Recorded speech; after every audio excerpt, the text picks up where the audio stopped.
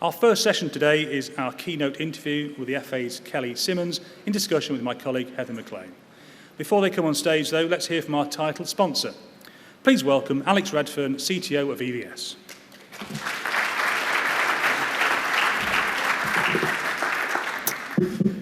Good afternoon, everyone, and welcome. I'm Alex Redfern, CTO at EVS. My dad is a shareholder at Spurs. He owns a single share, and when I sent him some pictures outside, he said, nice shots. If you can encourage the team to do the same, that would be particularly good. This is my first event since COVID as well. I came back to the UK a couple of years ago, I think expecting and hoping to see a really thriving and buoyant live production broadcast industry, and found something quite resilient, quite innovative. And I think it's great that we seem to have weathered COVID. We seem to be here today, and we almost feel like we're out the other side, which is really great. We as a company, EVS, we've not stood still. We've launched our new LSM via remote. You can see it outside. We managed to do it during COVID, during pandemics, during lockdowns. It's pretty much the biggest thing we've ever done in the last 20-something years. We've also received FIFA certifications for our VAR and our VOL, for the offside line, for our referee review systems. So we really haven't stood still. It's been a busy few years, even though it feels like most of the time we've addressed each other in front of computer screens. The themes of this event were quite interesting to me, personally and professionally. I think starting with the women's game that directly follows this. International Women's Day was Tuesday. I am the father of 2 young daughters. My daughter will grow up one of the first generations not knowing that there wasn't a women's game. And I think that's really important to promote. And I think that I'm always looking for ways to encourage her to kick a football. Her grandfather is very heavily involved in the women's game as well. So I really want to see that evolve in this industry. Now, when I look at our industry, when I look at our profession, technology, hardware, software development, something that we're at the very heart of, it needs work. We need to address gender diversity. It's something that throughout 2022 we need to do, but we all need to do. And I'm full of admiration of groups like RISE that really promote that throughout the broadcast industry. So I think in the keynote that follows this one, Heather will talk to Kelly about it. And I think it's really important to mention the work that you've done. It's been very visible in promoting gender diversity in our industry. So thank you for that one. It's similar when I consider sustainability as well, another key trend of this summit. We pride ourselves on being sustainable. It's something that we're very proud of. We've just published an ESG, an environmental social governance report. But it's something that as a hardware manufacturer we need to be very conscious of. And obviously political events mean that we have to be even more conscious of where our metals come from that make our components that we use in our hardware, for example. It's a heavy topic for us, especially with current politics. But when I look at the event, the panel that comes up later, the green is the color panel. I think it's 4 p.m. or sometime later on.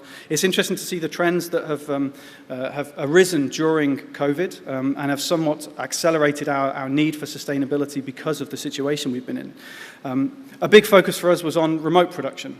So actually, we've been doing remote production for quite a long time. 2016, a US broadcaster approached us about keeping people at home.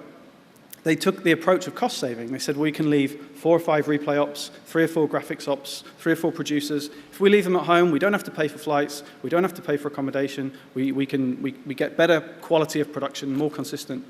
But actually, they looked at the green costs as well, the carbon savings, and basically it became a win-win for them. The idea of it being totally, reducing their carbon costs dramatically and reducing their expenses as such. So it was a win-win, and it's the same in Europe. Anything that we can do to encourage an operator, to facilitate an operator, a user, a producer, a logger, not to get in their car and drive to an event, to work from home, is really, really important. When we start to add cloud on the top of that, the idea of moving to a more software-defined architecture, it's really important to do that, to address carbon savings. So we're exploring the use of on-demand services, on-demand resources to complement the on-prem infrastructure. We've not seen a massive trend in large-scale production away from on-prem yet, but we're starting to see the augmentation that goes around it. How can we augment and increase that? And a large portion of that for us has been around extra motion, which on our point of view, is related to fan engagement. And fan engagement's another key theme from today. So when we start looking at production enhancements that we can bring alongside the current production that bring fan engagement, so super slow motion, extra motion produces super slow motion content from any camera. It doesn't matter if it's this big or this big, we can create super slow motion content from it. It's a really interesting trend towards fan engagement. And I think there's a panel later discussing fan engagement and data integration. Data integration is something that EVS have done for quite a long time. I take quite an interesting approach to it. EVS, we record a lot of content. That's what our servers do. Some simple math says a football match is 90 minutes long, maybe has 12 cameras. It's about 1,100 minutes of football, 66,000 seconds. Average replay, about 10 seconds. How many replays? 20, 30, 40? So less than 1% of what you record actually gets used in the live production, gets played back inside the production. But it must have value or you wouldn't record it. So data integration for us is interesting. How can we take the data that comes alongside the content and marry it up? How can we empower the operators? Again, it comes back to the operators, the users of the content. How can we empower them to find what they need, to get it to the producer, to the director, to the editor as fast as possible?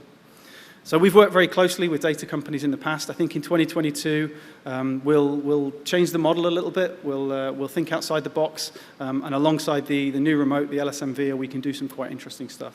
The other thing that we can do that's interesting is start to empower the operators in parallel workflows. Fan engagement really focuses on things like delivery to social media, where speed is key. If we have the content, if we can get it to social media as fast as possible from the person who owns the content, the replay operator, the producer, the editor, that's a real benefit. So again, speed is of the essence. If we can get from content to delivery as fast as possible, it's really important to us. So we're showing a lot of those things out on the booth here.